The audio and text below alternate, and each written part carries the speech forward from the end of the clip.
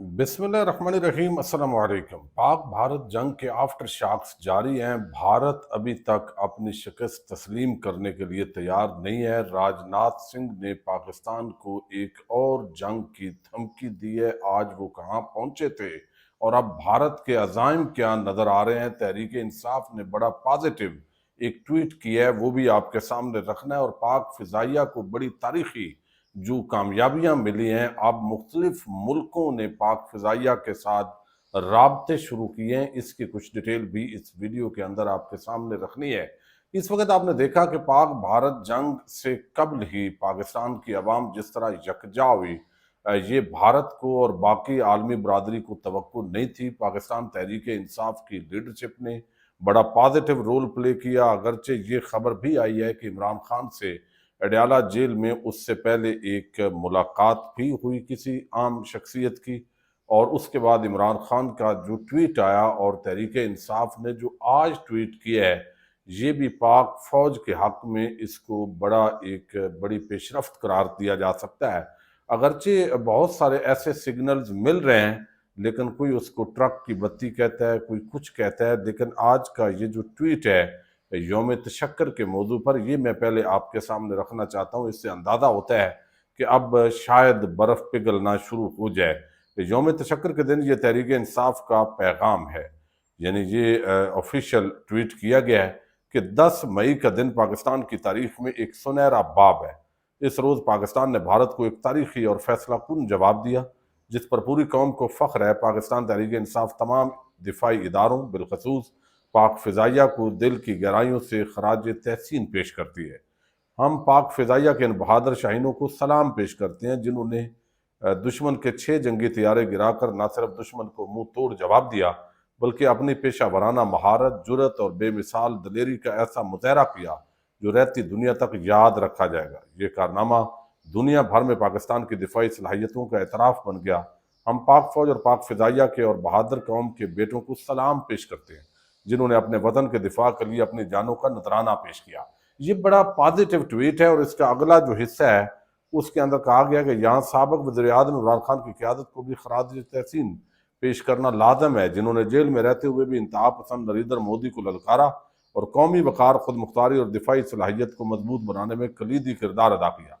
इमरान खान के दौरे हुकूमत में पाकिस्तान ने चीन से जदीद तरीन 10JC तैयारे हासिल किए, जिन्होंने पाकिस्तान के फ़िज़ाई दिफा को नाकाबिल तस्खीर बनाने में कलीदी किरदार अदा किया है। ये फैसला न सिर्फ दिफाई लिहाज से एक गैर मामूली पेशरफ थी, बल्कि इसने जनूबी एशिया में ताकत के तबादल को भी मुस्तहकम किया है। आगे कहा गया कि कहा गया है, ताहम इस कौमी फ़ख्र के दिन हमें यह नहीं भूलना चाहिए कि हज़ारों बेगुनाह सियासी कारकुनान, कायदीन और सपोर्टर्स आज भी जेलों में कैद हैं। उनमें वो लोग शामिल हैं जिन्होंने न सिर्फ अपने जमहूरी हक के लिए आवाज़ बुलंद की। हम समझते हैं कि हकीकी कौमी यकजहती उस वक्त मुमकिन है जब सियासी इंतकाम का सिलसिला बंद हो, आइन और कानून की बालादस्ती बहाल हो और तमाम सियासी कैदियों को रिहा किया जाए, आज़ादी इजहार राय हो और आज़ाद सहाफ़त मुल्क में बेहद अहमियत की हामिल है।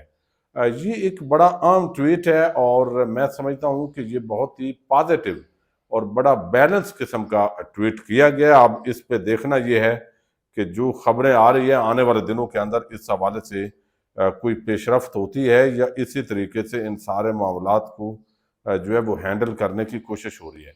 पिछली वीडियो के अंदर भी मैंने आपके सामने ये खबर रखी थी कुछ हिस्सा, और इसके अंदर अब मजीद जो डिटेल आई है उसके मुताबिक पाकिस्तान वाज़े तौर पर यह जंग बरतरी से जीता है और इसको आलमी बरादरी ने तस्लीम किया है। यही वजह है कि पाक फ़िज़ाइया की जो एफिशिएंसी है और जिस तरह उन्होंने एक जंगी महारत पेश की है, जदीद टेक्नोलॉजी जिस तरह इस्तेमाल की गई है, उसको न सिर्फ अप्रिशिएट किया जा रहा है, बल्कि पाक फ़िज़ाइया से मुख्तलिफ मुल्कों ने मशकों के लिए राब्ता किया। और इसके साथ ही ये कामयाबियाँ कैसे समेटी गई हैं, उस हवाले से कुछ डिटेल भी वो लेना चाहते हैं।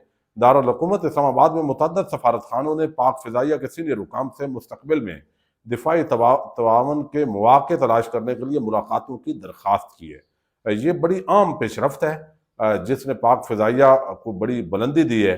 फिर इसके अंदर कहा गया है कि 6 लड़ाका तैयारे जो है वो गिराए गए हैं और इलेक्ट्रॉनिक वारफेयर और स्ट्रेटेजिक दुरुस्तगी से حاصل ہونے والے اس نتیجے کو پاک فضائیہ کی بڑھتی تکنیکی نوعیت قرار دیا جا رہا ہے۔ J-10C جو طیارہ ہے اس کے حوالے سے بھی بات ہوئی ہے، اس کو بھی بہت ہی عام لیا جا رہا ہے، اور پاکستان کے دوست ممالک جو ہے ان کے ساتھ بھی رابطے ہوئے ہیں حکومت کے، اور یہ ایک تو بہت ہی بڑی ڈیولپمنٹ ہے اس حوالے سے۔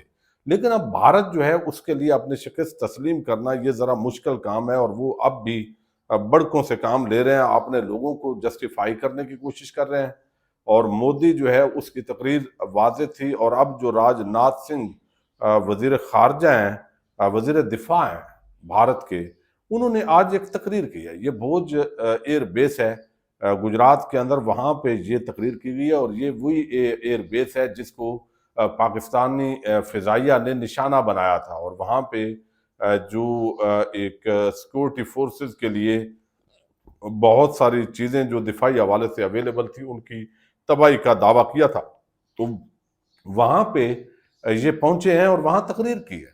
اب تقریر جو کی ہے، چونکہ میڈیا کو اور جو بھارت کی عوام ہے اس کو بے وقوف بنانے والی بات ہے۔ بھئی بنیادی وجہ یہ ہے کہ آپ نے ایک پہلگام کے اوپر اٹیک ہوا جس کو پاکستان نے فالس فلیگ آپریشن قرار دیا، چونکہ نہ آپ نے ثبوت دیے، نہ آپ نے کوئی معاملہ کیا۔ اب نریندر مودی نے جس طرح کشمیر کے مسئلے پہ بات کی ہے، یعنی ڈونلڈ ٹرمپ نے کی ہے، تو اس سے اور زیادہ بھارت کے اندر جو ہے وہ ایک ٹینشن بنی ہوئی ہے۔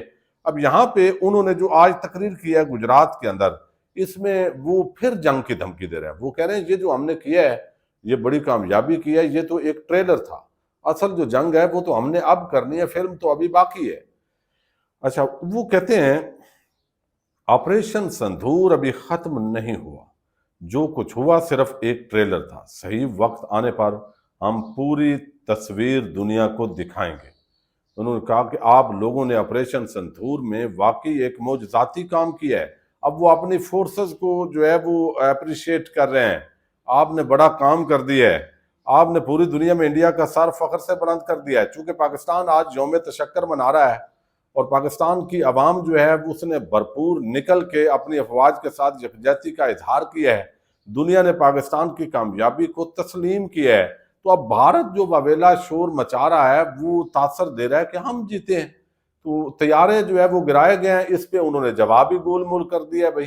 اب یہاں پہ وہ کہتے ہیں آپریشن سندھور کا نام وزیر اعظم نریندر مودی نے دیا۔ اب یہ واضح ہو گیا کہ دہشت گردی اور حکومت پاکستان کا گہرا تعلق ہے۔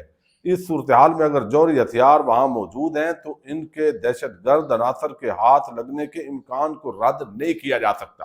یہ پرانا ایک بیانیہ ہے جو دنیا کو بھارت کی طرف سے بیچا جاتا ہے کہ پاکستان کے اندر چونکہ جوہری ہتھیار ہیں تو دہشت گردی بہت زیادہ ہے، دہشت گرد بہت زیادہ ہیں، وہ کسی بھی وقت حکومت پہ قبضہ کریں گے، پھر وہ یہاں پہ جو ہے وہ اس کو ان کے ہاتھ میں آ سکتا ہے، پھر بھارت کے لیے اور باقی دنیا کے لیے اس کے خطرات پیدا ہو سکتے ہیں۔ لہذا پاکستان سے وہ جو جوہری ہتھیار ہیں وہ نہیں ہونے چاہیے۔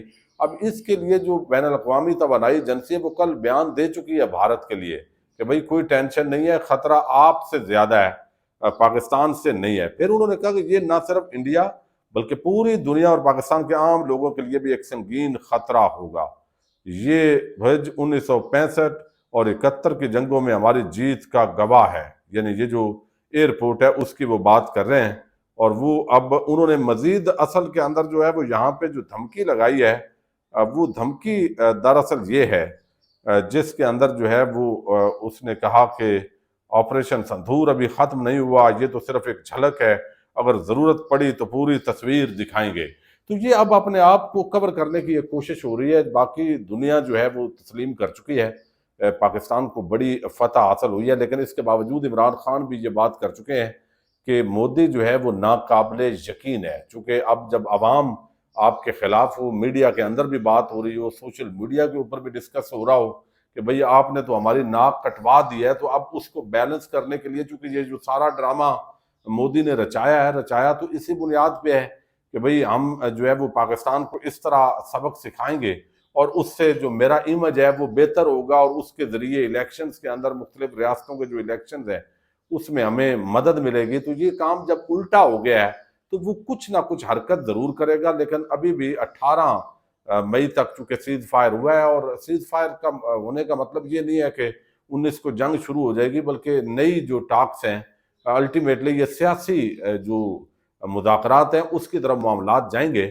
لیکن اگر بھارت سندھ طاس معاہدے پر عمل درآمد نہیں کرتا، جس کا واضح طور پر ورلڈ بینک بھی کہہ چکا ہے کہ اس کے اندر کوئی ایسی شک نہیں ہے، تو پھر پاکستان کے لیے جنگ لڑنا مجبوری بن جائے گی۔ اور اگر چین جو ہے وہ دوسری طرف سے اپنے جس طرح اس نے نام تبدیل کیے ہیں مختلف علاقوں کے، اگر وہ اسی طریقے سے آگے بڑھتا ہے تو یہ پاکستان کے لیے اور زیادہ جو ہے وہ فائدہ مند بھی ثابت ہو سکتا ہے۔ پاکستان زندہ باد۔